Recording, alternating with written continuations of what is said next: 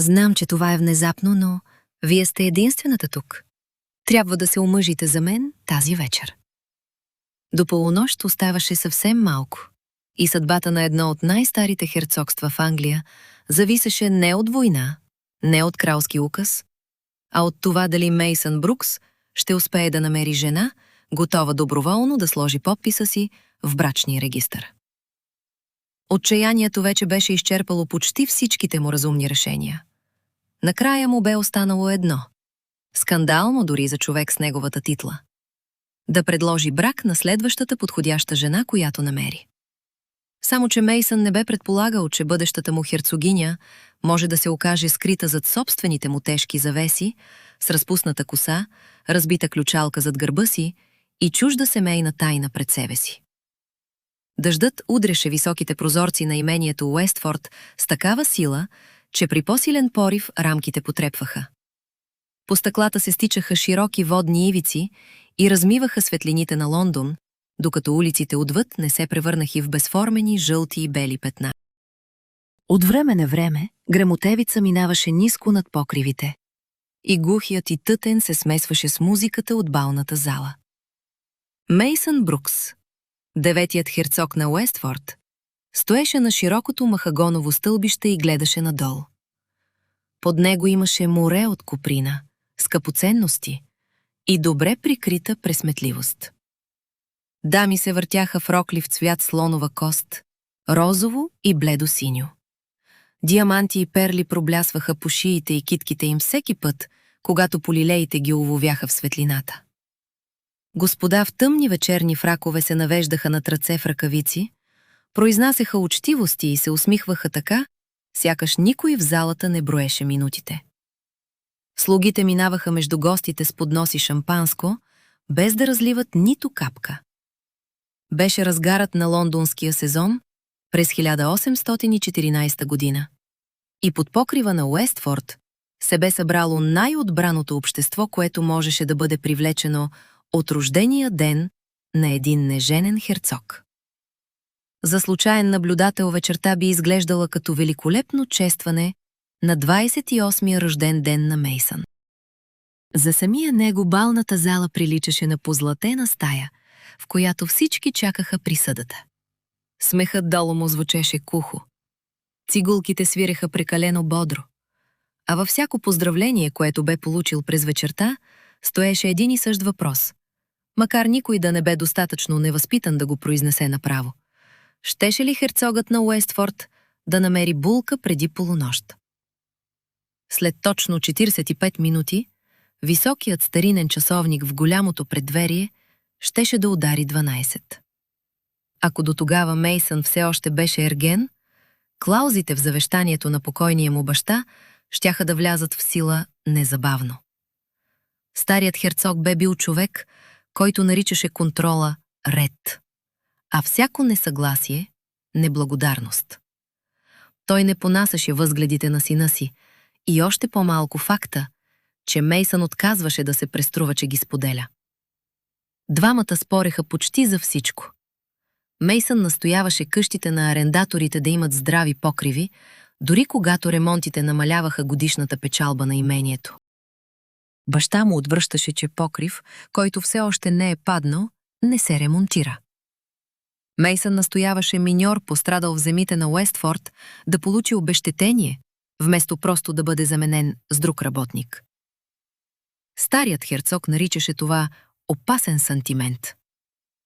Мейсън веднъж му беше отговорил: семейството му няма да яде счетоводната ви книга.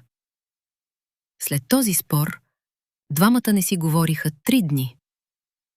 За Мейсън хората, които работеха в имението, не бяха редове от разходната страна на един тефтер.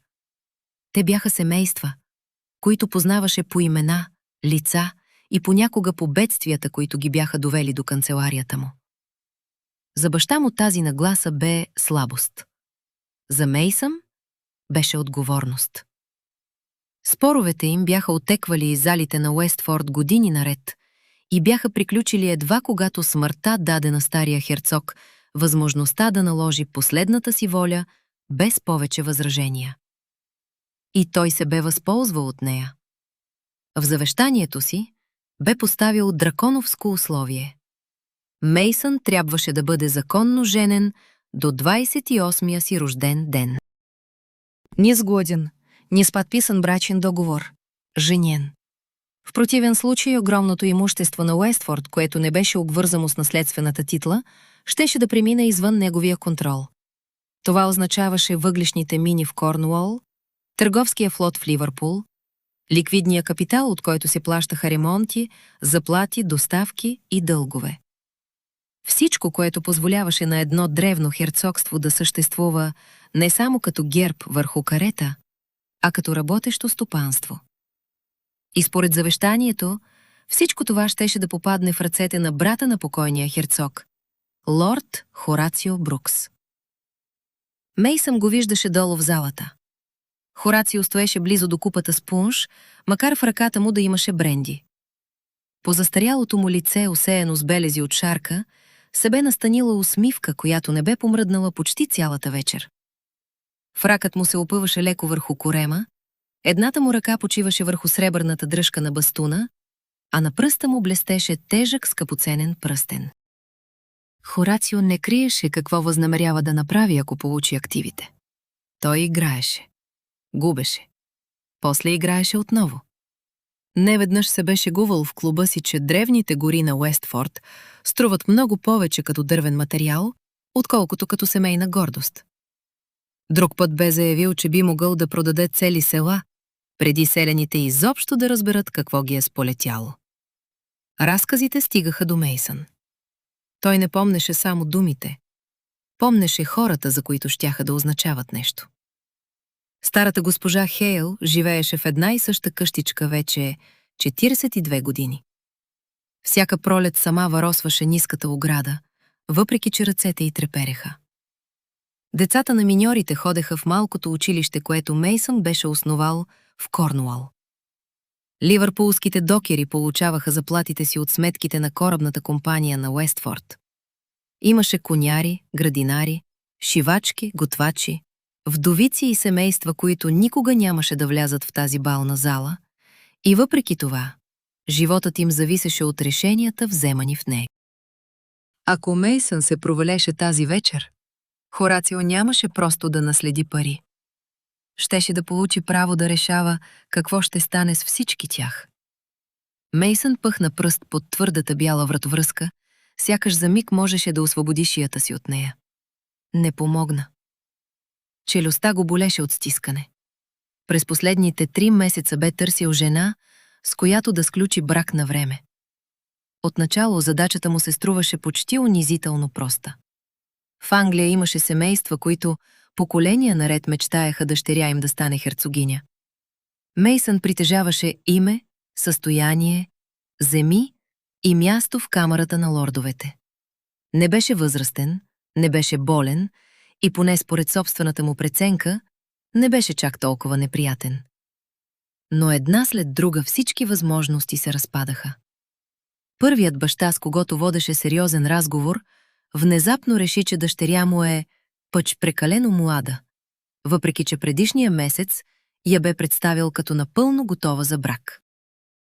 Вторият обяви, че момичето се е разболяло от загадъчно неразположение и трябва незабавно да бъде изпратено в БАТ. Третият поне имаше смелостта да каже истината. Бе дошъл при Мейсън късно вечерта, помолил слугата да напусне стаята и признал, че Хорацио притежава писма, които могат да унищожат кариерата на най-големия му син. След това повече не обсъждаха брак. Постепенно картината стана ясна. Хорацио подкупваше, заплашваше или държеше нещо компрометиращо над всяко семейство, до което Мейсън се приближаваше. Беше създал толкова плътна мрежа от страх, че дори семейства, които отчаяно желаеха връзка с Уестфорд, се отдръпваха. И тази вечер резултатът беше пред него. Балната зала беше пълна с жени, а за него нямаше нито една. Едни бяха омъжени, други – твърдо сгодени. На трети бащите им бяха забранили изрично да приемат каквото и да било внезапно предложение от херцога на Уестфорд. Дори младите дами, които го поглеждаха с открит интерес, бяха следени от майки и бащи.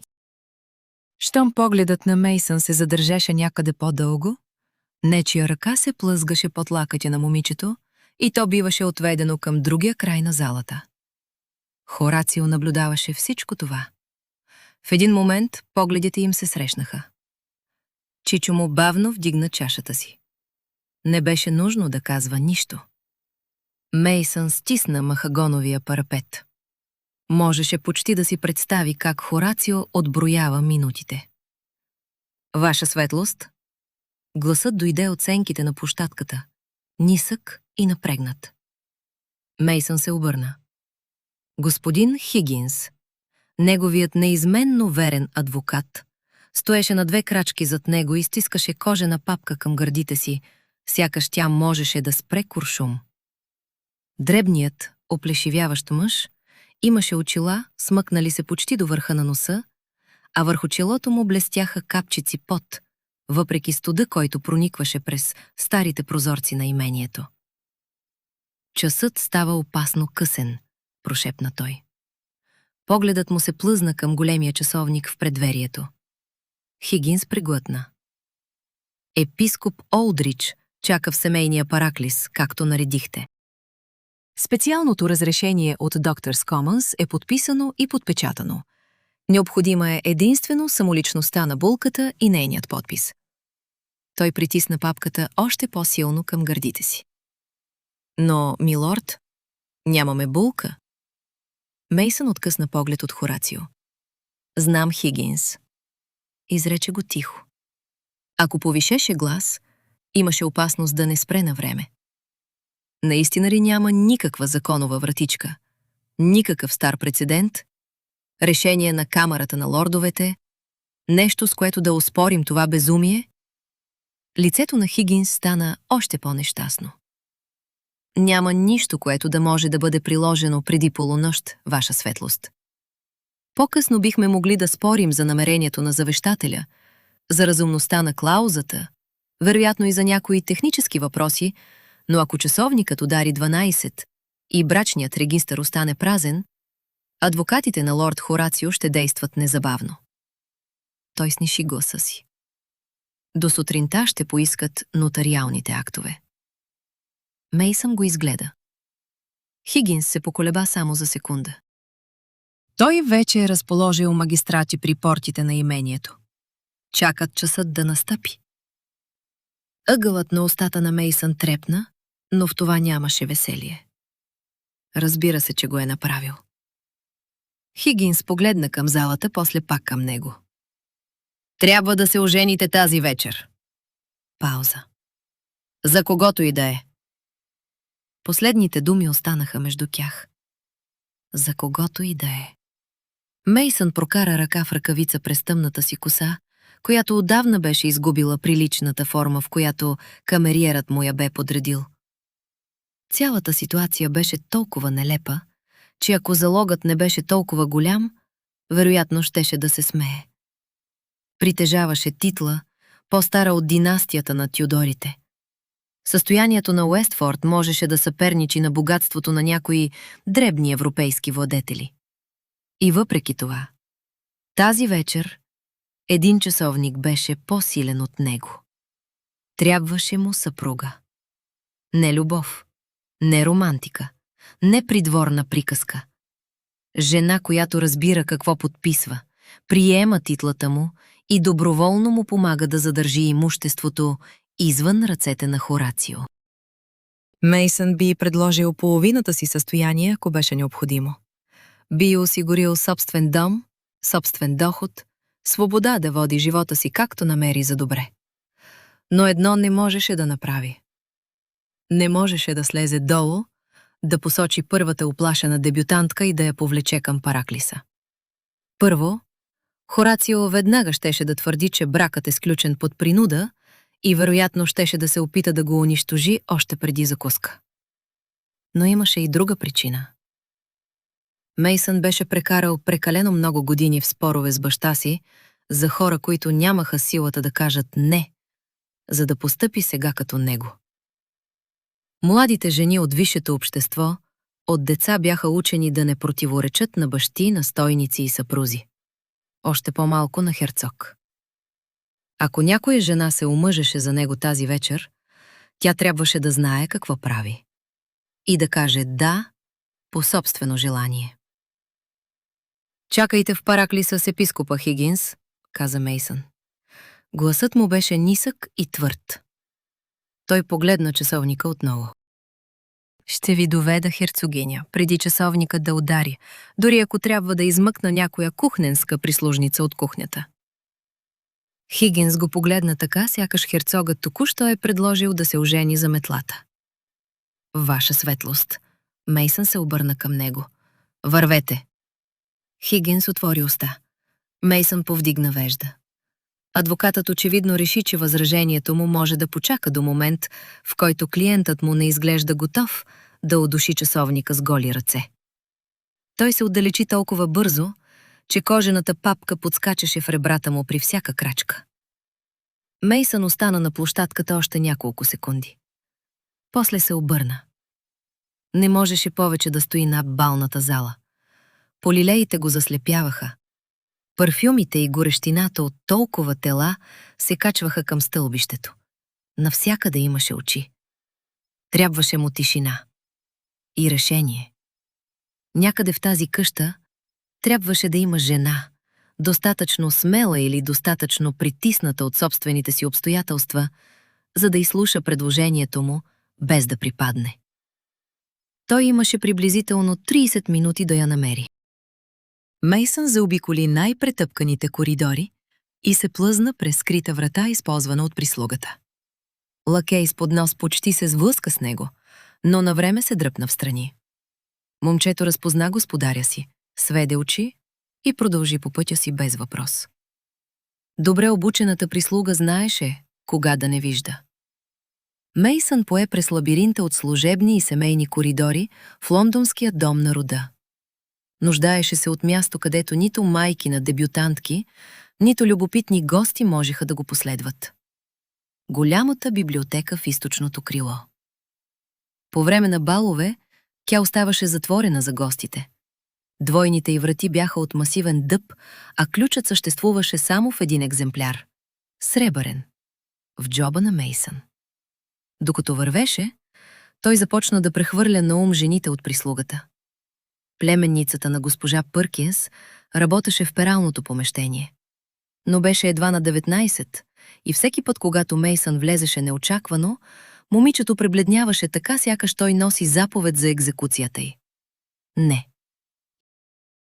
Имаше и една прислужница от горния етаж, вдовица, разумна жена, която не се плашеше лесно. Но тя имаше двама малки синове.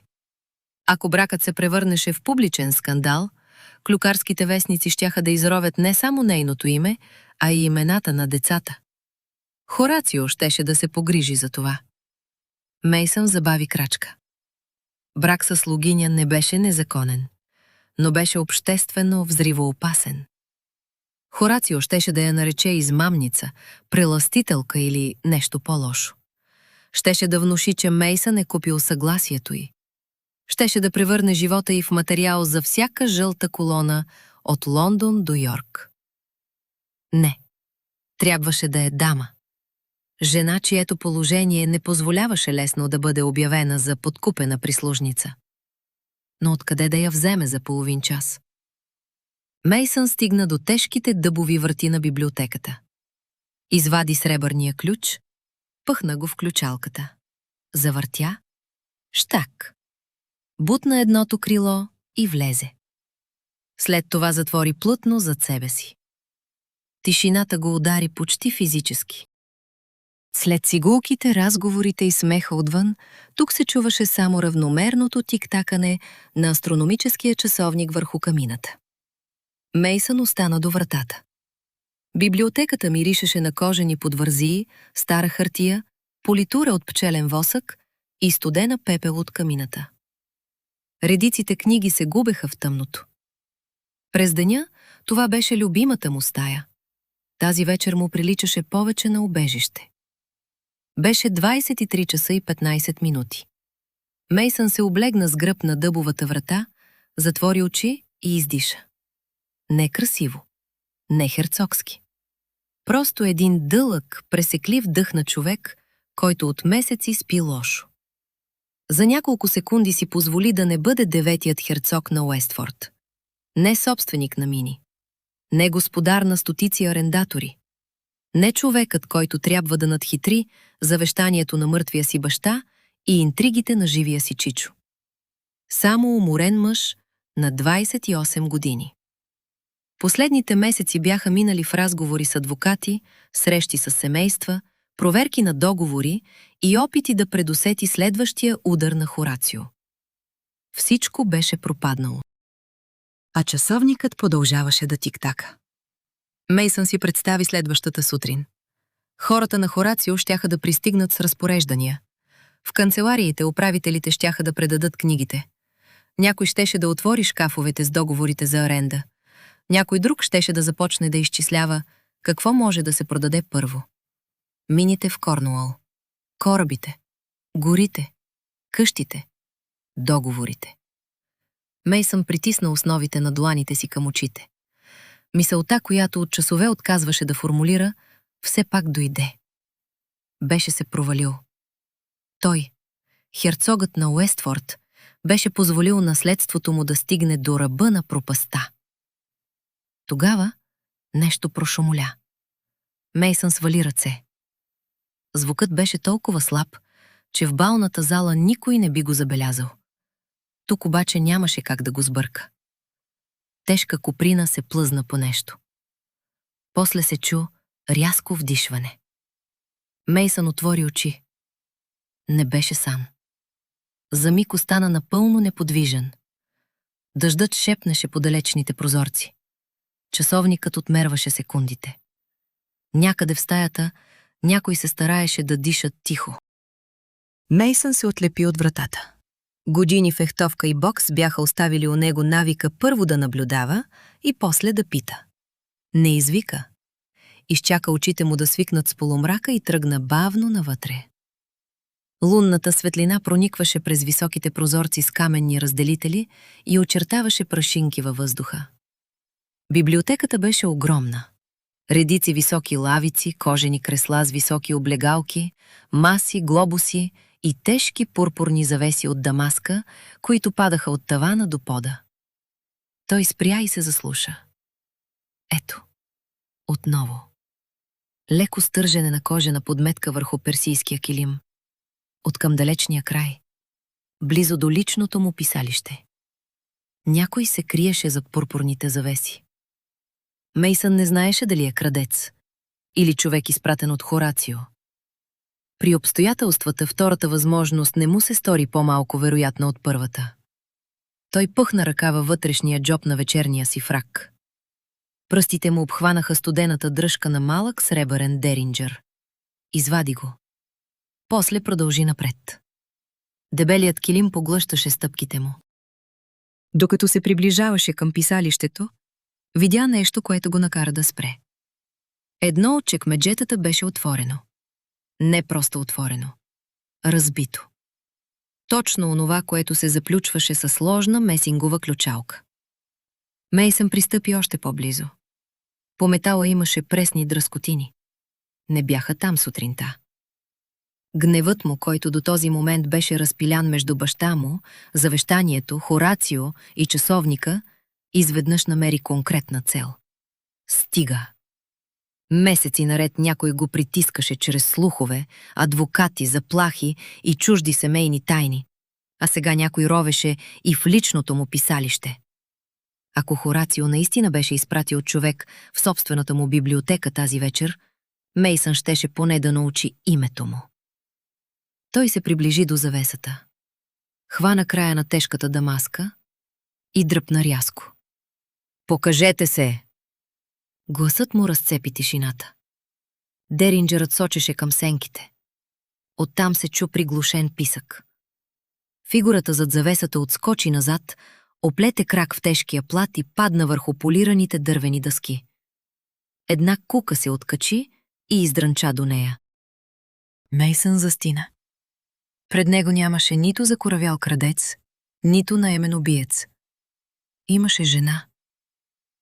Тя лежеше наполовина увита в завесата и се опитваше едновременно да си поеме въздух и да освободи полата си.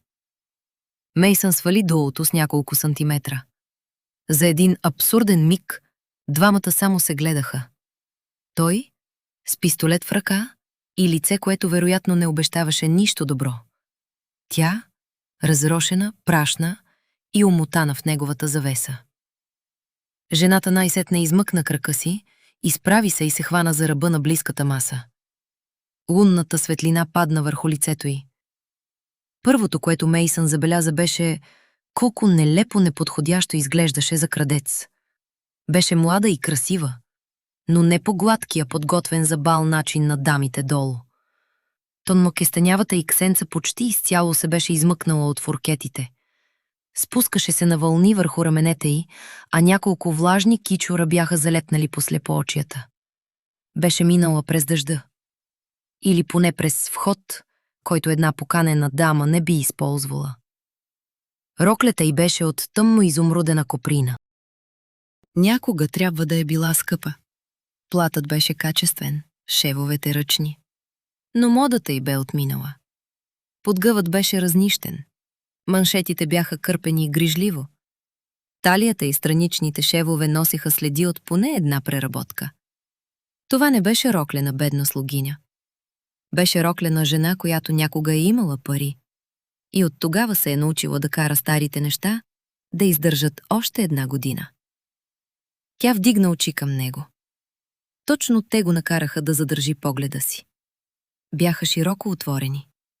Уплашени, да, но не покорни. Гневът в тях беше по-силен от желанието й да отстъпи. «Не стреляйте!» каза тя през зъби и вдигна ръце. Брадичката й остана вирната.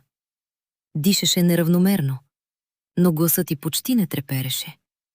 Освен ако не желаете да обяснявате на гостите си, защо убивате обеднели благородни дами в собствения си кабинет. Мейсън мигна. После свали Деринджера. Коя за Бога сте вие? И как проникнахте в заключена стая? Жената погледна първо пистолета. После него. След като очевидно прецени, че непосредствената опасност да бъде простреляна е намаляла, тя започна да изтупва праха от полите си. Направи го с достоинството на кралица, която случайно е паднала от трона. «Казвам се Оливия», отвърна тя. «Оливия Линфилд». После хвърли кратък поглед към вратата. «А ключалките ви, ваша светлост, са жалко ненадежни». Мейсън я изгледа. Оливия бръкна в косата си и измъкна огънат фуркет. Вдигна го между два пръста. Един обикновен фуркет и 3 минути търпение. Мейсън я зяпна. Никой не му говореше по този начин. Определено не е човек, заловен до разбито чекмедже в заключената му библиотека. Името обаче му беше познато. Линфилд. Той започна да търси връзката в паметта си. После я намери. Лорд Томас Линфилд. Бившият граф на Ашбърн. Мъжът беше починал преди 2 години в почти пълна разруха. Мейсън си спомняше разговорите в Уайтс.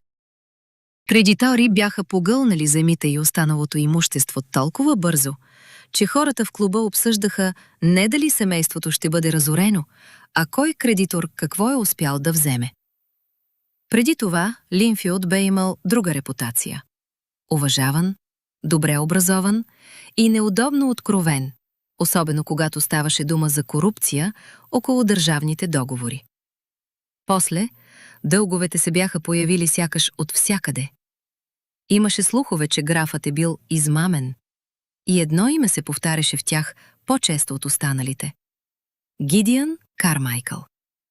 Един от най-безскрупулните опортюнисти в Лондон. Човек, който можеше да превърне чужда слабост в доход, още преди собственикът ти да разбере, че я е показал. И, което тази вечер беше далеч по-интересно за Мейсън, близък съдружник на лорд Хорацио Брукс.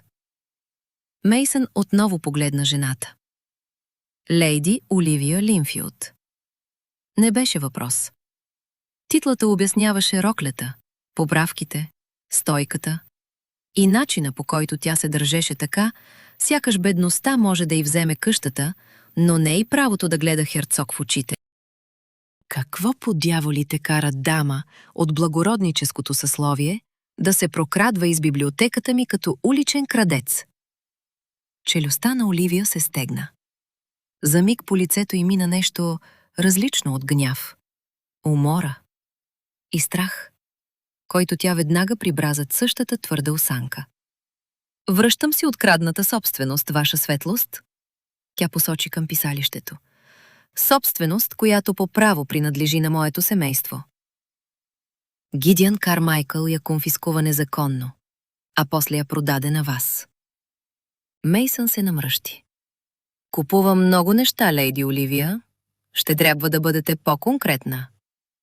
Тя дори не мигна. Сапфирът на Линфилд. Пръстът й остана насочен към отвореното чекмедже. Огърлицата на майка ми. При думата майка гласът й умекна. Само за миг. После отново стана твърд. Кармайкъл я взе като обезпечение за фалшифициран дълг, когато баща ми почина. Нямаше никакво законно право върху нея. Вчера научих, че ви я е продал, за да покрие собствените си загуби от хазарт. Тя погледна към отвореното чекмедже. Дойдох да си я взема обратно. Мейсън проследи погледа й. Върху писалището стоеше отворена кадифена кутия. В нея лежеше масивен син скъпоценен камък, обграден с по-малки камъни. Лунната светлина докосваше фасетите му и хвърляше студени сини от блясъци върху вътрешността на кутията. Точно тази огърлица. Мейсън я беше купил преди седмица. Кармайкъл бе твърдял, че бижуто идва от частна колекция и собственикът му се нуждае от бърза продажба.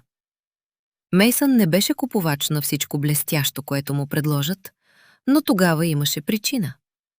Беше възнамерявал да подари сапфира като сватбен дар на жената, за която все още се надяваше да се ожени тази вечер.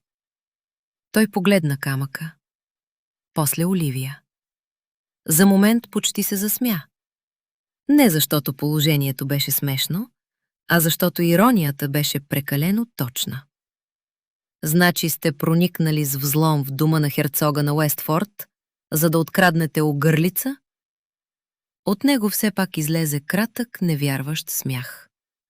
Бузите на Оливия поруменяха. За да си я върна. Разбили сте ключалката на библиотеката ми. Тя вдигна огънатия фуркет. Ключалката ви си го заслужаваше. Мейсън погледна към писалището. Разбили сте и чекмеджето ми. Оливия също погледна натам. Писалището ви оказа повече съпротива. Мейсън отново я зяпна. Тя явно беше напълно сериозна. Нещо в него, въпреки часовника, завещанието и Хорацио, за миг се размести достатъчно, за да пропусне през себе си искрица забавление. Осъзнавате ли какво е наказанието за кражба, лейди Оливия? Забавлението изчезна от лицето му. Един магистрат може да ви изпрати в наказателна колония още преди да сте видели следващото утро. Не ме интересува. Този път думите излязоха от нея рязко. Оливия пристъпи към него. Страхът, който досега успяваше да държи под контрол, беше изместен от нещо по-силно. Отчаяние. Ръцете й започнаха да треперят. Тя веднага сграбчи полите си, сякаш това можеше да скрие треперенето. Вие не разбирате. Мейсън не каза нищо. Оливия преглътна. Кармайкъл настоява да се омъжа за него. Леката следа от усмивка по лицето на Мейсън изчезна напълно. Тя продължи преди той да успее да я прекъсне. Той държи останалите дългове на баща ми. Ако не му платя до утре сутринта, ще ме принуди да застана пред олтара или ще ме хвърли в Лийдския затвор. Последните думи излязоха по-тихо. Гласът ти се пречупи, но Оливия не спря. Този сапфир е единственото ценно нещо, което е останало на семейството ми. Тя погледна към камъка. после към Мейсън. Той е моята свобода. Пръстите й още стискаха плътта на роклята. Няма да позволя на чудовище като Кармайкъл да ме притежава. Мейсън остана неподвижен. Брак. Срок до сутринта. Дълг. Заплаха. Една жена, която се нуждаеше от изход. Един мъж, който имаше по-малко от час да намери съпруга. Съвпадението беше толкова нелепо, че ако някой му го беше разказал в клуб, щеше да го обвини, че е прекалил с брендито. Но Оливия стоеше пред него истинска, с мокри кичури край лицето, прах по изумрудената рокля и огънат фуркет между пръстите. Тя беше благородничка. Нямаше настойник до себе си, който да отговори вместо нея. Беше достатъчно отчаяна, за да разбие ключалката на херцог. И по всичко личеше, че ако не желае нещо, няма да го приеме, само защото човек с титла й го е наредил. Мейсън погледна към астрономическия часовник върху камината. После към отворената кадифена кутия. След това отново към Оливия. Тя още стискаше огънатия фуркет в ръката си. Долу дебютантките имаха майки, настойници и цели семейства, които пресмятаха вместо тях какъв брак е разумен. Оливия държеше огънат фуркет. Беше влязла сама в чужд дом заради един сапфир и вече знаеше какво струва отказът да оставиш друг човек да избира вместо теб. Ако трябваше да прецени за половин час дали бракът с почти непознат е по-лош от онова, което я чака навън, нямаше на кого да прехвърли решението. Астрономическият часовник върху камината извъня 1/4. И двамата се обърнаха едновременно. 23 часа и 30 минути. Оставаха 30 минути. До този миг библиотеката беше просто стая, в която двама притиснати до стената хора си разменяха истини, които не биха доверили на никого. След звъна, всяка секунда придоби цена. Мейсън прибра Деринджера обратно във рака си. Погледна Оливия, после часовника и отново нея. Планът беше безразсъден. Ако го беше чул от друг човек, вероятно щеше да го нарече безумен. Но колкото повече го разглеждаше, толкова по-малко приличаше на безумие и толкова повече на единствения ход, който все още им оставаше. «Лейди Оливия», каза той. Гласът му вече не носеше предишната острота. Беше тих и овладян, което я накара да стане още по-предпазлива. Нуждаете се от сапфира, за да изплатите дълговете си и да се освободите от Кармайкъл. Да, аз се нуждая от съпруга, за да запазя наследството си и да се освободя от чичо си. Оливия свъси вежди. Изглежда, че сме две отчаяни души, попаднали в една и съща заключена стая. Тя продължи да го гледа без да разбира на къде води това. Аз не ви следвам. Мейсън пристъпи към нея. Не толкова близо, че да я докосне, но достатъчно, за да не може предложението му да бъде сбъркано с шега. След 30 минути ще изгубя цялото си състояние, ако до тогава не съм законно женен. Устните й леко се разтвориха. В този момент епископът на Кентърбъри стои в личния ми параклис със специално разрешение, за което липсва само подписът на булката. Чичо ми е в балната зала и чака часовникът да удари 12, за да получи всичко. Мейсън взе от масата кадифената кутия. Отвори я. Сапфирът на Линфилд хвана светлината от лампите и между тях проблесна наситено синьо. Той подаде кутията към нея. Омъжете се за мен, Оливия. Тя не помръдна. Омъжете се за мен, преди часовникът да удари полунощ. Няколко секунди Оливия го гледаше така, сякаш беше пропуснала половината разговор. Вие сериозно ли? Напълно. Предлагате ми брак? Предлагам ви изход. Тя пак погледна сапфира. Направете го и камъкът е ваш. Освен това, ще погася всеки дълг, останал след баща ви. Мейсън говореше внимателно. Собственото му време изтичаше, но той разбираше, че ако започне да я пришпорва като човек, който купува кон на търг, Оливия ще се отдръпне само от инат. Ще разполагате със собствена издръжка, достатъчно голяма, за да не молите никого за разрешение как да живеете. Ако пожелаете, ще можете да купите Кармайкъл 10 пъти и накрая да го хвърлите в Темза. От Оливия се изтръгна кратък смях. Беше прекалено рязък, за да е весел. Това е най-нелепото предложение за брак, което съм чувала. Надявам се да не сте получавали много за сравнение. Тя го изгледа. Мейсън продължи, преди времето да им отнеме възможността да спорят. Ще станете херцогинята на Уестфорд. Кармайкъл няма да може да се държи с вас като с жена без защита, която може да притисне с дългове. Вие ще получите свободата си. Аз ще запазя наследството си. Оливия премести поглед от камъка към лицето му. В очите му нямаше романтика. Нямаше и присмех. Имаше човек, който също броеше минутите. Вие сте луд, каза тя накрая. Напълно възможно. Ние сме непознати. Почти напълно. Аз проникнах в дома ви, за да ви ограбя.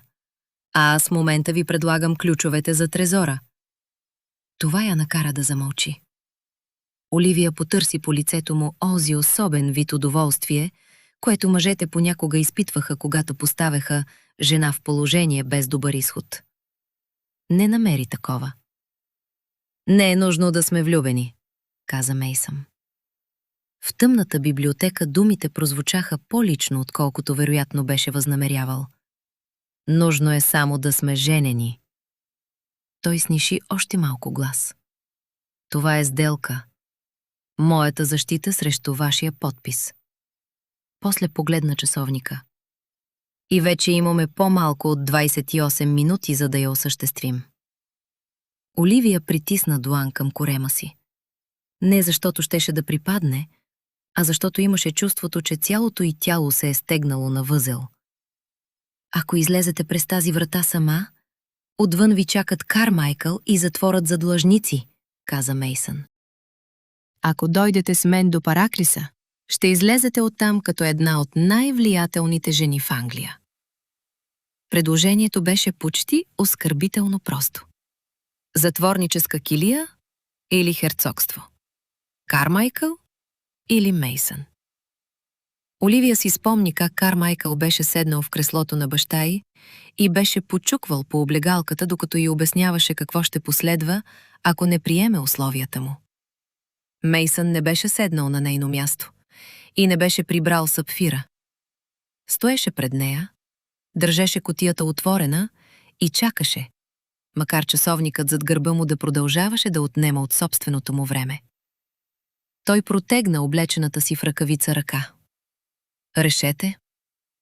Оливия погледна дланта му. През последните 2 години никой не беше решавал вместо нея. Не защото светът беше проявил уважение, а защото не беше останал кой друг. Тя сама беше избирала на кой слуга още може да плати и кого трябва да освободи. Коя рокля може да продаде, без хората да забележат веднага? Кой кредитор вероятно ще изчака още 1 седмица? Коя от сребърните вещи на майка й може да изчезне от къщата без трапезарията да заприлича окончателно на дом, от който всичко ценно е било изнесено? Сега, същата ръка, която беше пресмятала монети и подписвала молби за отсрочка, трябваше за секунди да определи как ще изглежда остатъкът от живота й. В съзнанието й се появи Гидиън Кармайкъл. При последното му посещение той беше седнал в креслото на баща й, без дори да попита дали може. Беше почуквал с един пръст по дървената облегалка, докато говореше, сякаш вече проверяваше качеството на вещ, която скоро ще стане негова. Утре, Оливия, беше казал тогава. Или моя съпруга, или моя длъжница. Тя си представи каменните стени на затвора в Лийд. После погледна Мейсън. Не знаеше дали е добър човек. Не знаеше дори дали беше разумен. Но познаваше изражението на човек, на когото някой друг е поставил срок и чака да го види на колене. А най-важното беше друго. Ръката му още беше протегната. Не я хвана, не я дръпна към вратата и не повтори предложението. Само чакаше. Оливия пое треперещ дъх, после сложи прашната си длан в неговата. Заведете ме в Параклиса. За първи път от началото на нощта, напрежението по лицето на Мейсън се отпусна. Само за миг, но тя го видя. След това той отново стана човекът, който няма време за губене. Пръстите му се затвориха около нейните.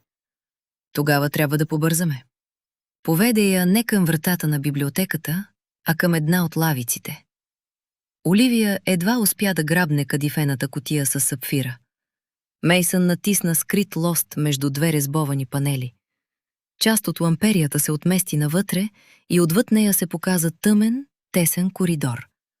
Оттам лъхна хлад и миризма на стар камък. Оливия се втренчи в отвора. Колко тайни врати има в тази къща! Достатъчно, за да докарат архитектите до отчаяние. При други обстоятелства сигурно щеше да се засмее. Мейсън взе свещник от близката маса. Наведете главата си и говорете тихо. Докато запалваше пламъка, лицето му отново стана сериозно. Ако Хорацио или Кармайкъл ни видят преди мастилото в регистъра да е изсъхнало, ще измислят начин да се намесят. Оливия кимна. Със свободната си ръка повдигна тежките, съсипани поли на изумрудената рокля. Проходът беше толкова тесен, че двама души трудно биха вървели редом. Мейсън тръгна пръв, без да пуска ръката й, и я водеше след себе си през прашния коридор. От другата страна на стената балът продължаваше. До тях достигаха приглушени тактове на валс, смях и звън на прибори. Някъде сервираха шампанско. Някъде някоя майка вероятно още представяше дъщеря си на подходящ ерген. А домакинът на вечерта тичаше в стените на собственото си имение, хванал за ръка жена, която преди малко се беше опитала да го ограби. При една тясна вентилационна решетка, Оливия неволно хвърли поглед навън. Балната зала блестеше под полилеите. Около 100 гости се движеха в стройните фигури на танца, без някой да подозира какво се случва на няколко фута от тях. Оливия продължи да върви. Само преди 10 минути беше жена, която очакваше разорение и затвор. Сега тичаше по таен коридор към собствената си сватба. Тък му се опита да приеме тази мисъл, когато пантовката й се плъзна върху неравен камък. Мейсън се обърна веднага. Хвана я през кръста преди коляното й да удари пода. В тесния проход нямаше къде да се отдръпнат и за миг двамата останаха почти притиснати един към друг. Наранихте ли се? Не. Оливия погледна надолу. Ръката му още стоеше около талията й. Само съм поразена. От какво? От факта, че очевидно отивам на собствената си сватба през коридор за прислугата, покрит с паяжини. Единият ъгъл на устата му леко се повдигна. Моля да приемете извиненията ми за липсата на розови листенца. Ще положа усилие да ви простя. Той я пусна внимателно. После отново тръгна. Оливия гледаше широкия му гръб и строгия профил, когато той се обръщаше да провери дали го следва. Страхът не беше изчезнал, но вече беше примесен с друго, бързо, почти неудобно вълнение, което нямаше нищо общо с дългове и брачни договори. Почти стигнахме, прошепна Мейсън. В края на прохода ги чакаше тежка врата, укрепена с железни ленти. Той духна свеща и бутна вратата. Двамата пристъпиха в семейния параклис на Уестфорд. Мястото беше по-старо от голяма част от имението. Тежки нормански камъни оформяха стените, а около олтара горяха десетки свещи от пчелен восък. Златистата им светлина трептеше върху издяланите паметници на поколения Уестфордови. Въздухът миришеше на восък, тамян и стар пергамент. Пред олтара стоеше епископ Олдрич в позлатени одежди. По лицето му личеше, че вечерта изобщо не се развива според представите му за църковен ред. До него адвокатът Хигинс крачеше напред-назад край отворен регистър. Щом вратата щракна зад младоженците, той рязко се обърна. Първо видя Мейсън, после Оливия. Свали очилата си, избърса стъклата. Сложи ги отново. Оливия нямаше нужда от огледало, за да разбере защо. Кестенявата й коса се беше измъкнала от прическата и висеше на кичори. По изумрудената рокля имаше сажди и прах. Едната й пола беше раздрана, а по бузата й стоеше тъмно петно. Не изглеждаше като булка, подготвена от камериерки от зори. По-скоро като жена, която е бягала след преобърната карета и по някакво недоразумение е стигнала до олтара. «Ваша светлост!» изрече Хигинс и се втурна към тях. «Времето! Остават 10 минути до полунощ и...» Погледът му отново се върна към Оливия. «И коя за всичко свято е тази жена?» «Лейди Оливия Линфилд», каза Мейсън. «Бъдещата ми съпруга». Хигинс отвори уста. Оттам излезе само тих, задавен звук. «Направо към олтара», каза Мейсън. Той все още държеше ръката на Оливия. «Епископ Олдрич, нямаме време за обичайните формалности. Пропуснете проповедта и словото. Преминете към обетите. Хигинс, подгответе мастилото». Хигинс хукна към регистъра и за малко не събори една висока поставка със свещи. Хвана я с лакът, изправи я и продължи без да спира. Епископът примигна няколко пъти. «Ваша светлост, това е крайно необичайно. Всичко тази вечер е крайно необичайно». Епископ Олдрич обаче не помръдна. Преди да започна, трябва да се уверя, че младата дама пристъпва към таинството по собствена свободна воля. Мейсън понечи да отговори. Оливия изпревари думите му. «Напълно доброволно, ваша светлост». Тя направи крачка напред. Гласът й прозвуча по-уверено, отколкото се чувстваше. Сърцето й биеше бързо. Роклята й беше съсипана, а преди час не бе очаквала дори да напусне имението свободна. Но точно за това изречение имаше значение. Никой нямаше по-късно да разказва, че херцогът я е довлякал до олтара, докато тя не е имала избор. Оливия погледна епископа право в очите. «Уверявам ви, няма друго място, на което в този момент бих предпочела да бъда». Отдалеч, през дебелите стени, до тях достигна смях от балната зала. После музика. Два различни свята, разделени само от камък. Оливия пое дъх. «Моля ви, продължете». Мейсън я погледна. В изражението му нямаше обичайното аристократично одобрение към жена, която се е държала както подобава. Имаше уважение към човек, който сам е произнесъл собственото си решение. «Много добре», каза епископът. Отвори молитвеника с златни ръбове. Бързината издаде напрежението му. Страниците шумоляха между пръстите му. «Скъпи възлюбени, събрали сме се тук пред Божия взор». Оливия познаваше думите. Беше ги чувала по сватби от детството си. Беше стояла между други млади дами с цветя в ръце. Наблюдавала бе вуали, фамилни бижута и майки, които плачат дискретно в кърпичките си. Никога не бе допускала, че собствените й обети ще дойдат с прах по лицето, откраднат сапфир в кадифена кутия и непозната мъжка ръка около нейната. Епископът говореше бързо. Над думите му се чуваше часовникът в кулата. Тик. Мейсън прокара палец върху кокълчетата на пръстите й. Жестът беше толкова малък, че никой пред олтара вероятно не го забеляза. Оливия обаче го усети много ясно. Погледна го. Той не гледаше нея. Очите му бяха вперени в епископа с такава съсредоточеност, сякаш можеше да ускори церемонията само с воля. Тик! Някъде извън параклиса се затръшна врата. Оливия рязко извърна глава. Епископът продължи. «Да го имате и да го пазите, От този ден нататък.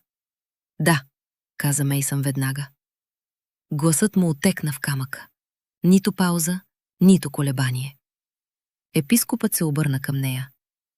А вие, Оливия, вземате ли този мъж? От главните врати се разнесе удар. Тежкият дъб потрепери. Последва втори. Мейсън, отвори тези врати! Гласът на лорд Хорацио Брукс достигна приглушено през дървото, но гневът в него не се нуждаеше от яснота. Епископ Олдрич пребледня. Хигинс изпусна перото.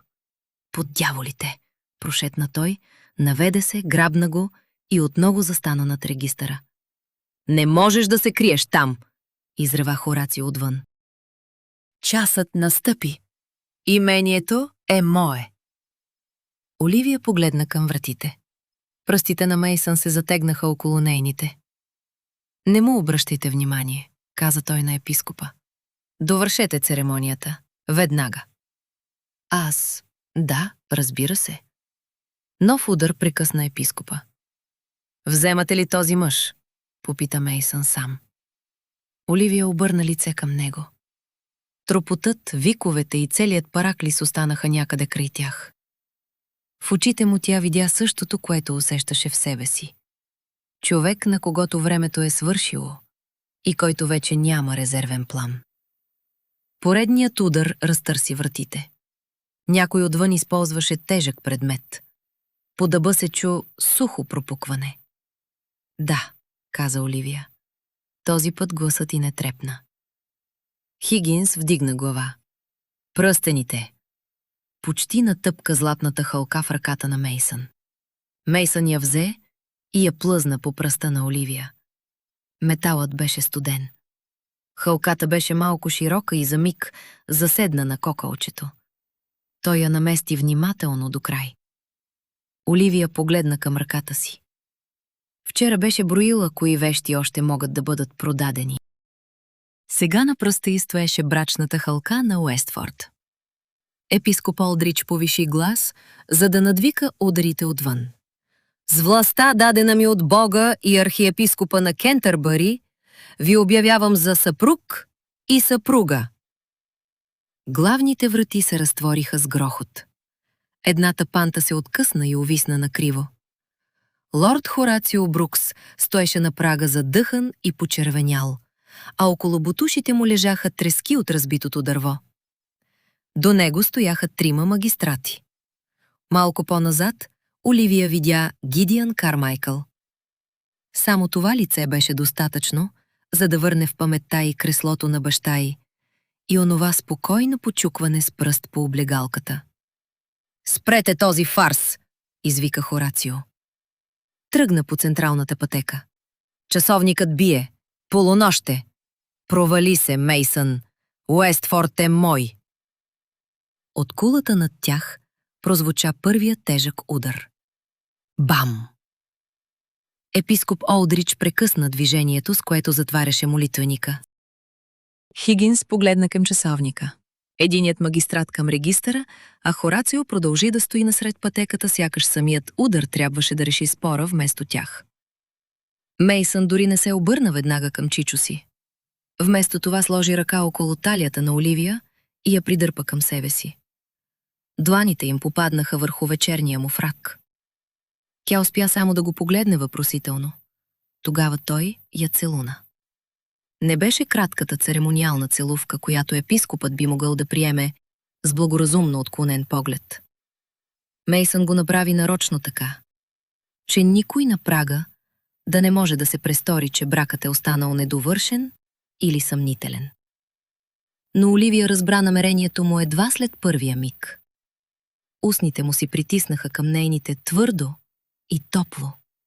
И всичките й предварителни представи за делова сделка изчезнаха от ума й.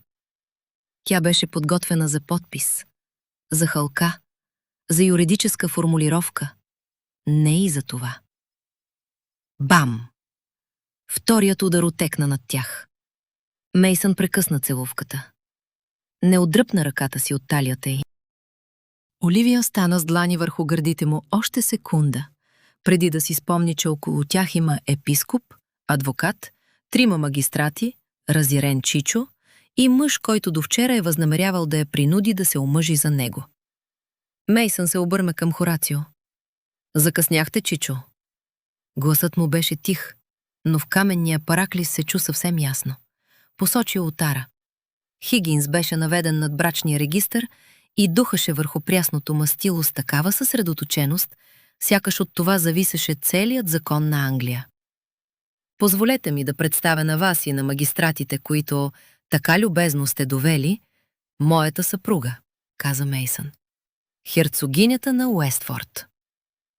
Хигинс вдигна регистъра високо, за да се виждат подписите. Хорацио спря насред пътеката. Погледна документа. После епископа. После Оливия. Цветът постепенно се оттегли от лицето му. Гидиан Кармайкъл мина покрай него. Първоначално сякаш гледаше само към Мейсън. После забеляза лицето под разрошената кестенява коса. Лейди Оливия. Името прозвуча задавено. Погледът му падна към хълката. Това е невъзможно. Оливия изправи рамене. Кармайкъл пристъпи още веднъж. Тя няма право да прави това. Дълговете на баща й са у мен. За миг се чуваше само часовникът. Мейсън застана половин крачка пред Оливия. Триумфът от лицето му изчезна. Дълговете не ви дават право върху нея, Кармайкъл. Гласът му беше нисък. Тя е моя съпруга. Оливия чу противоречието в тези две изречения и по всяко друго време вероятно щеше да му го посочи. Сега само наблюдаваше двамата мъже. Мейсън не откъсваше очи от Кармайкъл. Ако смятате, че имате законна претенция, изложете я пред магистратите, които сте довели. Но повече няма да договаряте бъдещето и с мен, сякаш тя не стои в стаята. Кармайкъл отвори уста. Договорът за дълга е напълно законен. Единият от магистратите премести поглед към него, а Кармайкъл явно прецени, че няма полза да продължава спора насред параклиса. Часовникът продължи да отброява полунощ. Бам, бам, бам. При всеки удар Хорацио поглеждаше ту към регистъра, ту към племенника си. Сякаш очакваше някоя подробност да се промени, ако я гледа достатъчно дълго. Не се промени. Оливия стоеше до Мейсън, все още усещайки топлината на ръката му през плътта на роклята. Сделката беше сключена. Кармайкъл не я беше получил. Хорацио не беше получил имението. Поне през тези последни минути преди полунощ, двамата с Мейсън бяха намерили пролука и бяха минали през нея. Когато последният удар заглъхна, Оливия вдигна поглед към мъжа, пред когото току-що се беше заклела. И тогава практичният им ум, който допреди миг следеше регистри, срокове и врати, се зае с друг вид сметка. Тя не знаеше почти нищо за съпруга си. Не знаеше как пие чая си. Не знаеше дали става рано или спи до обяд. Как изглежда, когато е истински ядосан, а не просто заплашва Кармайкъл пред публика. Дали онова леко движение на палеца върху кокълчетата й беше естествена доброта или навик на човек, който умее много добре да успокоява другите, когато му е необходимо. Знаеше, че е умен. Знаеше, че е отчаян. Знаеше, че притежава власт, каквато тя никога не бе имала. И от тази минута законът ги беше свързал.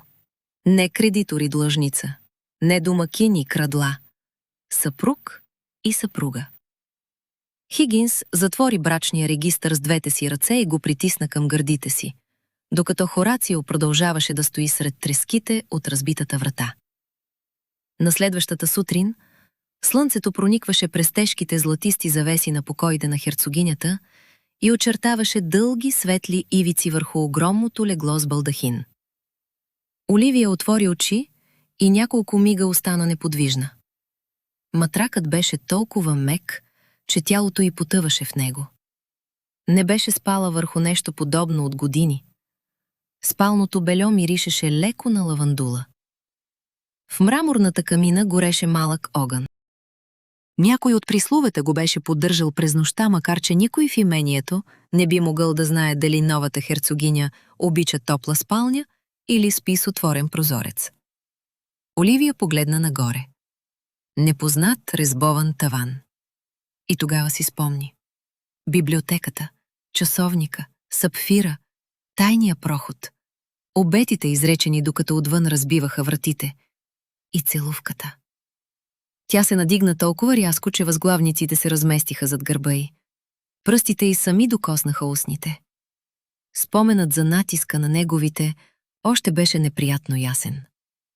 Оливия дръпна копринения чершав към гърдите си и погледна лявата си ръка.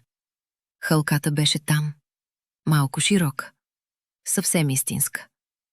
Това беше дребният предмет, който превръщаше цялата предишна нощ от безумен сън в юридически факт. Тя вече не беше само Оливия Линфилд, разорената сирачка, която се крие от кредитори. По закон беше Оливия Брукс, херцогинята на Уестфорд. Произнесе титлата без глас. Херцогиня. Дори мислена, думата звучеше нелепо. Огледа стаята по-внимателно. Покоите бяха по-големи от целия горен етаж на скромната къща, в която бе живяла през последната година. Една врата водеше към отделна гардеробна. На масата до прозореца вече имаше свежи цветя. Върху кресло беше оставен халат от бледо-синя коприна. Вероятно го беше избрал слуга, който предната вечер си бе легнал в дом без херцогиня и сутринта беше получил задачата да обслужва такава. Плахо почукване наруши тишината. Оливия едва успя да се обърне преди вратата да се отвори. Влезе млада прислужница със сребърен поднос. Върху него имаше горещ шоколад, пресни кифлички и изгънат брой на Morning Chronicle. Момичето полагаше очевидни усилия да не се взира. Не особено успешни. Добро утро, ваша светлост. Оливия за миг едва не погледна зад себе си, за да види към кого се обръща. После си спомни. Добро утро. Прислужницата постави подноса върху масичката толкова предпазливо, че чашата и каничката почти не извъняха. Зад нея се появи Мейсън. Влезе с уверена крачка, сякаш това беше обикновена сутрин в собствения му дом. Оливия веднага придърпа чершафа по-високо. Той носеше прилепнаво утринно палто от тъмносиня вълна. Вратовръзката му беше отново безупречна. Косата не съвсем. Под очите му имаше тъмни сенки, които издаваха, че ако изобщо е спал, не е било дълго. Мейсън спря, когато я видя седнала в леглото. За част от секундата лицето му се отпусна. Сякаш досега не е бил напълно сигурен какво ще намери зад тази врата. После обичайното му спокойствие се върна. «Остави ни», каза меко на прислужницата. Момичето направи реверанс и излезе. Щом вратата се затвори, Мейсън погледна Оливия. «Добро утро, ваша светлост». От неговите уста титлата прозвуча почти закачливо. «Надявам се леглото да е било по-удобно от пода в библиотеката ми». Оливия усети как лицето й се затопля и издърпа чершаф още няколко сантиметра нагоре. «Беше. Благодаря ви». Погледна към затворената врата, зад която прислужницата несъмнено вече имаше какво да разказва в помещенията за персонала. Макар че трябва да призная, че наполовина очаквах да се събудя в затвора в Лийд. Устните на Мейсън се стегнаха. Оливия го наблюдаваше внимателно. Чичо ви наистина ли се предаде? Изражението му потъмня. Онази лека, почти небрежна увереност, с която обикновенно прикриваше тревогата си, изчезна. Той придърпа креслото с високата облегалка до леглото и седна, наведен напред, с предмишници върху коленете. Хорацио никога не се предава. Оттегля се, докато намери откъде да нападне отново. Малкото спокойствие, което Оливия бе успяла да събере след събуждането си, се стопи. Хигинс прекара цялата нощ в Doctor's Commons, за да осигури регистрацията на брака, продължи Мейсън. Но на разсъмване пристигна това. Той бръкна във рака си и извади сгънат юридически документ. Хартията вече беше прегъвана и разгъвана толкова пъти, че по ръбовете й се бяха появили остри бели линии. Чичо ми и Гидиан Кармайкъл са внесли официална петиция до короната. Искат бракът ни да бъде анулиран на основание измама и престъпна дейност. Оливия пое въздух, но сякаш не успя да го задържи. Престъпна дейност? Тя много добре знаеше как звучи подобно обвинение, когато зад него стоят пари, влияние и човек като Кармайкъл. Отишъл е направо при хората от Бол-стрит, каза Мейсън. Гласът му беше нисък. Заявил е, че сте проникнали в дома ми, за да откраднете сапфира на Линфилд. Пръстите на Оливия изтинаха. Точно тази част не можеше да бъде отречена. После твърди, че съм ви заловил и че сте ме съблазнили или изнудили да се оженя за вас, за да избегнете бесилото. Оливия го погледна невярващо. Съблазнила съм ви? По лицето на Мейсън за миг премина суха усмивка. Очевидно, според тях съм особено безпомощен пред жени, които се крият зад завеси. На Оливия почти и се прииска да се засмее. Почти. После Мейсън разгъна призовката и веселото изчезна. Хорацио използва всичко това, за да докаже, че не съм бил с разсъдъка си и че вие сте престъпничка. Възползвала се от положението. Той прокара поглед по редовете на документа. Поискали са изслушване пред магистрата утре сутрин. Стомахът на Оливия се сви. Ако убедят съдията, бракът ще бъде обявен за недействителен. Имението ми ще премине към Хорацио, а вас ще ви обвинят в тежка кражба. Той не довърши последицата. Не беше нужно. Оливия отмести завивката и преметна крака през ръба на леглото, забравила всякаква свенливост. Но вие купихте сапфира от него, а Кармайкъл първо го е откраднал от баща ми. Аз го знам. Вие го знаете. Мейсън протегна ръка и хвана до Антай. Тя едва тогава забеляза, че пръстите й треперят. Но съдът няма да решава по това, какво знаем двамата. Трябват доказателства. Кармайкъл е майстор във фалшифицирането на счетоводни книги. Разполага с документи, според които баща ви му е дължал 10 000 паунда и сапфирът е бил законно иззет като обезпечение.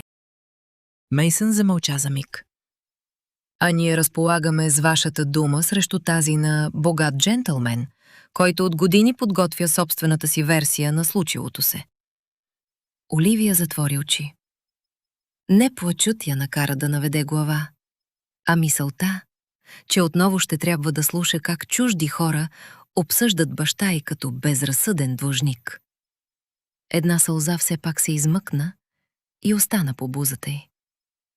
Аз ви съсипах, каза тя тихо. Мейсън се намръщи. Не. Трябваше да ме оставите да си тръгна. Можехте да намерите друга жена. Нямаше друга, Оливия. Тя отвори очи. Без да е забелязала, той се беше навел още по-близо. И не съжалявам за избора си. С палеца си избърса сълзата от лицето й. Толкова просто движение, че Оливия не можа веднага да реагира. От смъртта на баща й никой не беше докосвал лицето й така, без претенция, без жалост, без да очаква нещо в замяна. Мейсън отпусна ръка. Но сега трябва да мислим внимателно.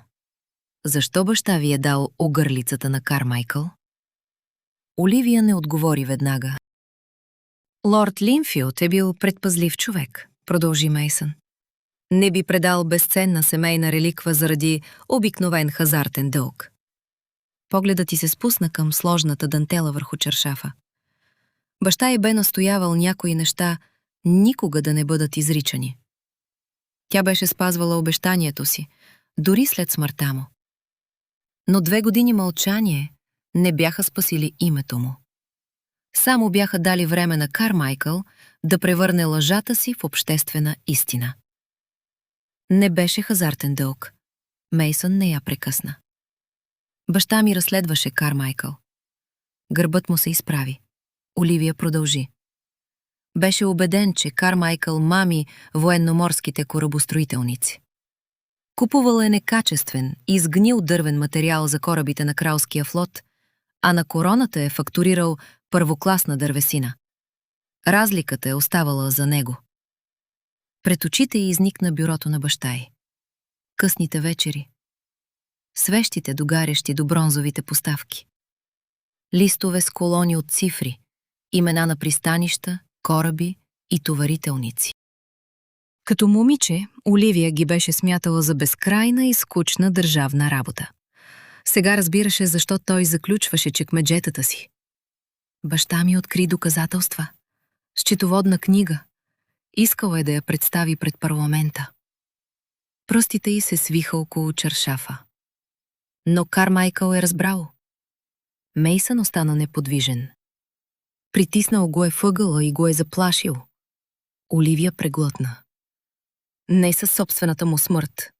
С моята. Очите на Мейсън потъмняха. Поискал е счетоводната книга, а сапфирът е взел като трофей и като гаранция, че баща ми ще помни какво може да загуби, ако проговори. Тя прокара палец по ръба на чаршафа. 2 дни по-късно баща ми почина от внезапен сърдечен пристъп. След това Кармайкъл обяви, че дългът му не е бил изплатен. В стаята остана само тихото пукане на огъня. Мейсън гледаше към нея, но вече сякаш виждаше и нещо отвъд думите й. Това не е просто измама, каза той. Оливия вдигна глава. Ако е подменял материалите за корабите на короната и умишлено е поставял флота в опасност... Мейсън се изправи рязко. Държавна измяна. Умората, която допреди минута тежеше върху раменете му, изчезна. Той започна да крачи из стаята. Ако баща ви му е дал счетоводната книга, Кармайкъл вероятно я е унищожил. Направи още 2 крачки, после спря. Но човек като него не унищожава всичко.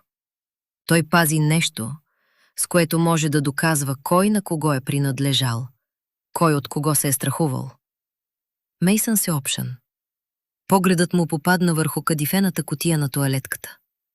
Кутията със сапфирана лимфиот. Оливия проследи погледа му. Оливия? Да? Когато проникнахте в кабинета ми, защо не взехте огърлицата и не избягахте? Тя се намръщи. Защо разглобявахте кадифената кутия? За миг Оливия отново се видя в библиотеката, коленичила до бюрото, с треперещи пръсти и ухо, напрегнато за всяка стъпка в коридора. Защото сапфирът е важен, но не самият камък беше онова, което търсех. Мейсън не помръдна. Бижутерът, изработил обкова, е бил майстор на механизми. Тежката сребърна задна част на медальона... Тя вдигна ръка и направи малко движение с пръсти. Отваря се. Мейсън я гледаше втренчено. На смъртния си одър баща ми каза, че не е дал на Кармайкъл истинската счетоводна книга. Гласът ти стана по-тих. Дал му е фалшива. Тя погледна към кутията. Истинските банкови нареждания, тези с подписа на Кармайкъл, са скрити вътре в корпуса на сапфира. Няколко секунди никой не помръдна. После Мейсън погледна към медальона, обратно към нея и отново към медальона. Усмивката, която се появи на лицето му, не беше приятна. Беше усмивка на човек, който току-що е разбрал, че противникът му сам е внесъл оръжието в стаята и го е оставил на масата. «Моя блестяща херцогиньо», каза тихо той. Оливия усети как бузите й се стоплят. «Облечете се». Мейсън вече беше стигнал до вратата. «Отиваме да приключим това». За първи път от събуждането си, Оливия се усмихна. На следващата сутрин голямата зала на кралската скамейка беше задушаващо топло и претъпкана чак до галериите. Сред присъстващите имаше едни от най-влиятелните парове в кралството. Попейките се притискаха лакти и бастуни, ветрилата пърхаха, а шепотът се предаваше от ред на ред още преди заседанието да започне. Скандалът беше обиколил Лондон. Херцогът на Уестфорд се бе оженил в полунощ за разорена сирачка, заловена при кражба. Поне така го разказваха. Вестниците вече бяха отпечатали няколко версии.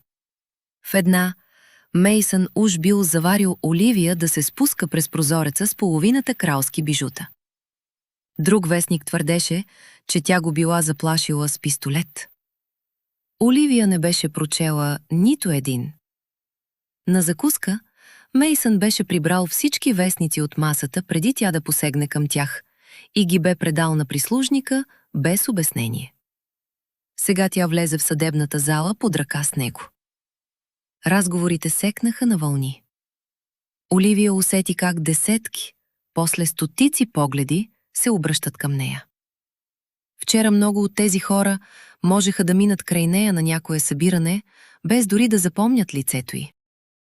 Днес наблюдаваха как пристъпва новата херцогиня на Уестфорд. Тя седна до Мейсън на масата на ответниците.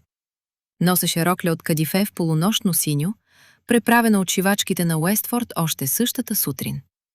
Работили бяха с такава бързина, че две от жените още държаха кърфици между устните си, когато Оливия я пробва за последно.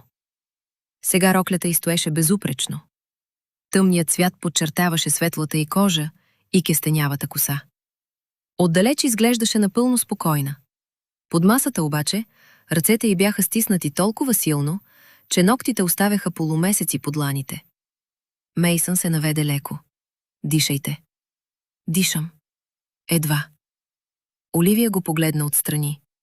Ставате нахален за съпруг от по-малко от един ден. Ъгълът на устата му помръдна. Точно тогава магистратът влезе и всички станаха. Заседанието започна. Лорд Хорацио беше на масата на ищеца. Очевидно бе положил усилия да заличи следите от предишното унижение.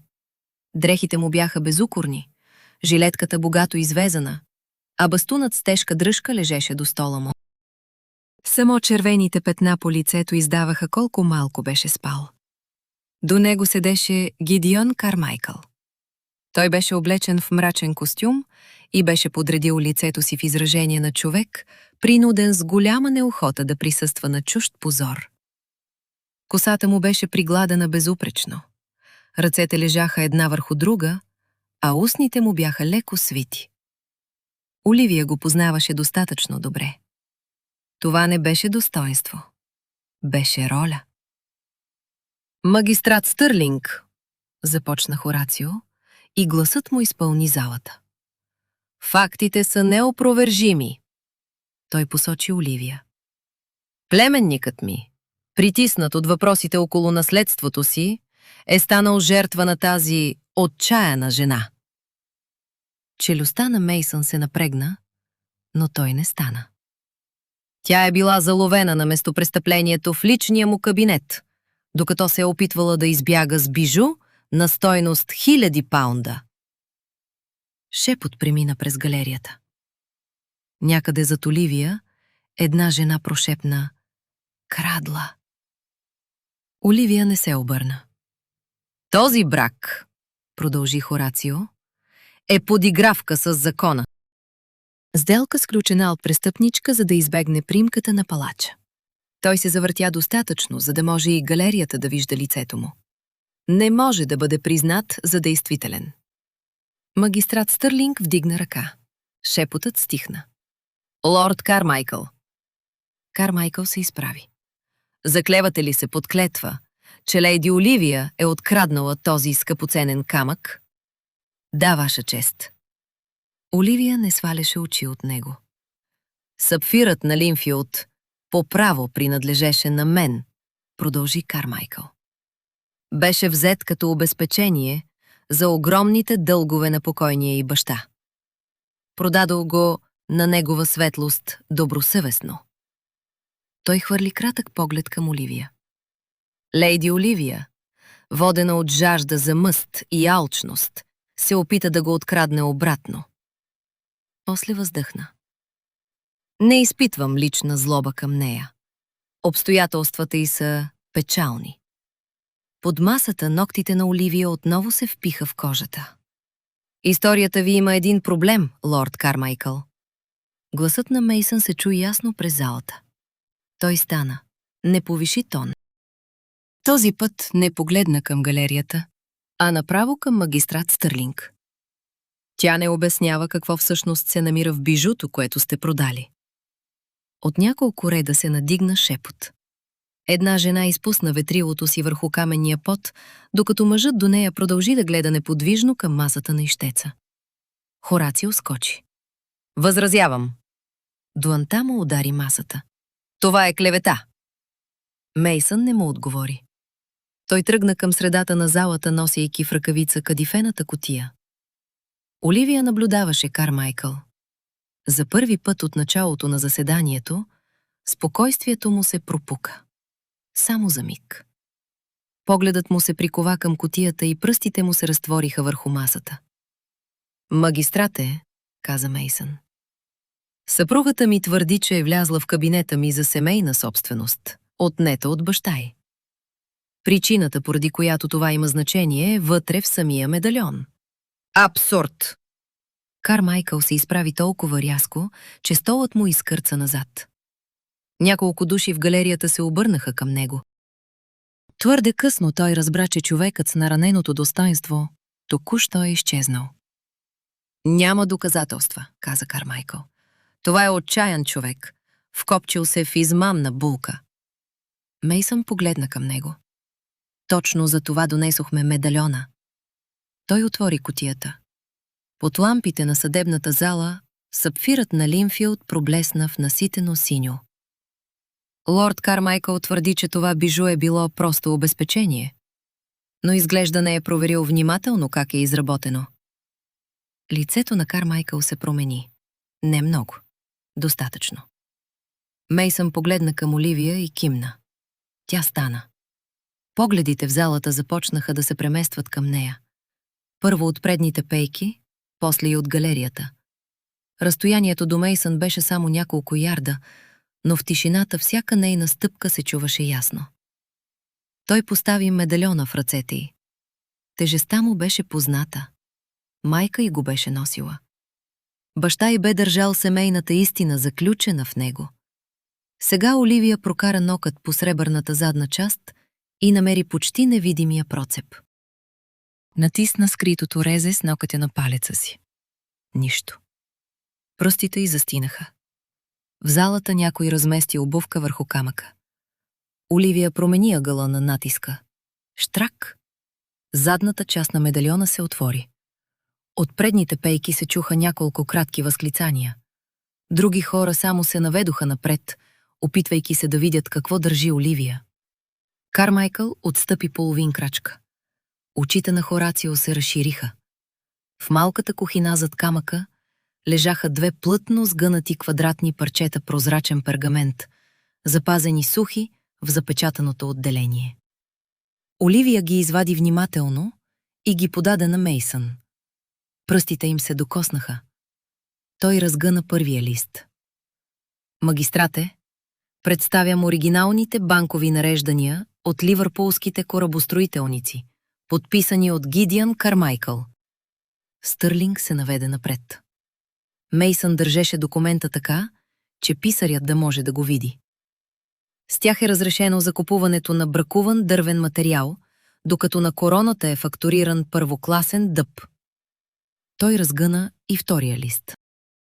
Разликата, над 50 000 паунда, е била депозирана по сметки, контролирани от лорд Хорацио Брукс. Коленете на Хорацио сякаш обказаха да го държат. Той се свлече обратно на стола. Цветът беше изчезнал от лицето му. В галерията избухнаха отделни разговори. Някои хора се надигнаха от местата си, други останаха седнали и се опитваха да чуят какво ще каже магистратът. Магистрат Стърлинг удари по бюрото. Ред! Кармайкъл погледна към документите, към вратата и после отново към документите. Следващото му движение беше толкова внезапно, че няколко души извикаха. Той се втурна към изхода. За човек с неговото телосложение се движеше учудващо бързо. Но Мейсън очевидно беше очаквал това. По негов знак, двама грамадни служители от Боу-стрит, които Мейсън бе подкупил щедро същата сутрин, излязоха отстрани и пресрещнаха Кармайкъл, преди да стигне до вратата. Единият го хвана за лявата ръка, другият за дясната и го завлякоха обратно към средата на залата. «Пуснете ме!» Кармайкъл се мяташе между тях. Знаете ли кой съм аз? Единият служител затегна хватката си. «Знаем, милорд, стойте мирно!» Някой на задния ред каза нещо тихо на съседа си, но магистратът веднага удари отново по бюрото и разговорите секнаха. Мейсън постави двата пергамента пред него. Тези документи са били осигурени от покойния лорд Линфилд. При името на баща й, очите на Оливия запариха. Оливия свидетелства, че Кармайкъл е заплашил живота й, за да принуди баща й да мълчи. Мейсън се обърна към магистрата, не към галерията. Медальонът и документите са причината тя да дойде в дома ми. Останалото може да установи съдът. Оливия не помръдна. 2 години беше чувала едно и също. Лорд Линфилд бил глупав, задлъжнял, безразсъден човек, който съсипал собственото си семейство. Сега около името му нямаше шепот. Погледите бяха насочени към документите в ръцете на магистрата. Магистрат Стърлинг взе банковите нареждания. Първо разгледа единия подпис, после другия. Писарят дойде напред с увеличителна леща и няколко официални документа за сравнение. Хартията тихо шумолеше под ръцете му. Никой не проговори. Хорацио седеше напълно неподвижно. Кармайкъл вече не се мяташе толкова силно. Накрая магистрат Стърлинг остави лещата. Лицето му беше станало твърдо. Погледна Кармайкъл. После Хорацио. «Стража!» Думата прозвуча кратко. «Арестувайте незабавно лорд Кармайкъл и лорд Хорацио за измама, изнудване и държавна измяна срещу короната». Първо се чу шумът от отместването на един стол. После няколко души заговориха едновременно, други се изправиха, а част от галерията остана на местата си и гледаше към стражите. Магистратът удари по бюрото. Хорацио беше изправен на сила. «Мейсън!» Той се опитваше да се отскубне от стражите. «Неблагодарно копеле! Мислиш, че си спечелил?» Мейсън не се обърна. Просто остана до Оливия. Хорацио повтори името му още веднъж, по-рязко. Но Мейсън не отговори. Стражите вече го дърпаха към пътеката между пейките и бастунът му остана забравен до стола. Железните белезници се затвориха около китките на Кармайкъл. Той спря да се съпротивлява. Погледът му намери Оливия. Самоувереността беше изчезнала от лицето му. Раменете му изглеждаха по-ниски. Бузите отпуснати. Лейди Оливия. Тя се обърна настрани преди да чуе останалото. Нямаше нищо, което той можеше да й каже сега и което тя бе длъжна да изслуша. Когато стражите отведоха двамата мъже, Мейсън също им обърна гръб. Погледна Оливия. Изражението му се промени толкова бързо, че тя едва го позна. Изчезна херцогът, който допреди минута беше излагал доказателствата пред цяла съдебна зала. Остана Мейсън. Оливия беше мечтала за този ден 2 години. В представите си винаги стоеше изправена и тържествуваща, докато всички признават колко са грешили за баща й. Реалността беше различна. Краката й тежаха. Ръцете й още трепереха. И единственото, което искаше в този миг, беше да седне някъде, дето никой няма да произнася името Линфилд като обвинение. «Вие го направихте», каза тя. Гласът й едва се чу сред шума. Мейсън поклати глава. «Не само аз». Той повдигна ръка и я положи върху бузата й. «Вие намерихте доказателството. Аз само го донесох тук с вас. Точно тези думи разклатиха самообладанието и повече от присъдата. Мейсън не се огледа към галерията. Не се интересуваше кой ги наблюдава и кой утре ще разказва сцената в салоните на Лондон. Той просто я придърпа към себе си. Оливия не се възпротиви. За миг положи буза върху гърдите му и чу сърцето му бързо, въпреки привидното му спокойствие. Около тях още се викаше. Пейки скърцаха. Стражите извеждаха Хорацио и Кармайкъл. Някой спореше с писаря. Но ръцете на Мейсън останаха около нея. Сделката, която сключихме в полунощ, каза той тихо в косата й. Оливия се отдръпна толкова, че да види лицето му. Деловата сделка. Моята защита срещу вашия подпис. Тя го погледна право в очите. Сега, когато Хорацио беше арестуван, думите звучаха различно.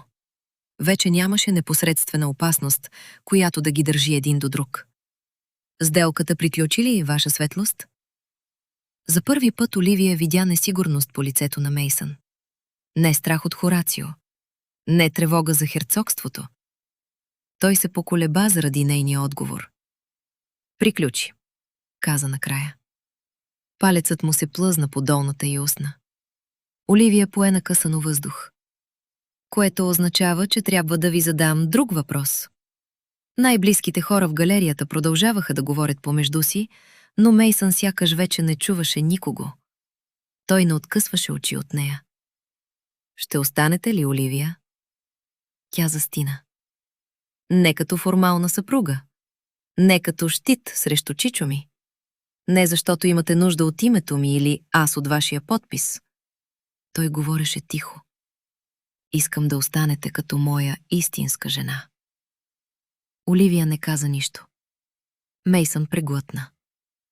През последните 12 часа разбрах, че не искам този брак да свършва с причината, поради която го сключихме. Не знам дали това е разумно. Знам само, че не искам да се върна в Уестфорд и да открия, че вие сте си тръгнали. 12 часа. Само толкова. Разумната част от Оливия веднага изреди всички причини, поради които една жена би трябвало да поиска време. Всички предупреждения за прибързани решения, всички правила, които доброто общество повтаряше на младите жени. Но после си спомни не правилата, а него. Как беше свалил пистолета в мига, в който бе разбрал коя стои пред него. Как и беше предложил свобода, когато би могъл просто да поиска покорство. Палеца му върху кокалчетата и в параклиса. Ръката, която я беше уловила, когато се подхлъзна в тайния коридор. Начина, по който я беше изслушал, преди да знае дали историята й ще му донесе каквато и да било полза. И начина, по който пред целия съд беше казал «съпругата ми», без да звучи така, сякаш я притежава. Оливия се усмихна. Не на галерията. На него. Ще остана, Мейсън. За секунда той сякаш не повярва, че е чул правилно. Наистина ли? Да. Тя сложи ръка върху рамото му. Не заради полунощната сделка. Лицето му се промени. Оливия се засмя тихо. И не само до следващото съдебно заседание. Мейсън също се усмихна. До края на дните ни? До края на дните ни. Той я целуна. Не беше целувката от параклиса, родена от спешност и необходимост. Този път нямаше какво да доказват на Хорацио, на Кармайкъл или на хората в галерията. Оливия не се стресна и не остана неподвижна. Ръката й се плъзна от рамото му към тила му. Целувката беше бавна и топла. Някъде зад тях някой шумно пое въздух. Друг се засмя. Магистрът Магистърлинг повика писаря си и с раздразнен глас настоя редът най-после да бъде възстановен. Мейсън се отдръпна едва на няколко сантиметра. Предполагам, че утрешните вестници ще бъдат непоносими. Оливия погледна към галерията пълна с хора, които вече нямаха търпение да разкажат какво са видели. Тогава пак ги махнете от масата за закуска. С удоволствие. Той и подаде ръка. Оливия я пое, а с другата прибра от масата отворения сапфирен медальон на майка си. Ако тази история за Оливия и Мейсън ви е задържала до последния миг, разкажете в коментарите, кой момент от техния избор бихте запомнили най-дълго. Мейсън отвори вратата на съдебната зала и Оливия излезе до него, все още държейки сапфира в дуанта си.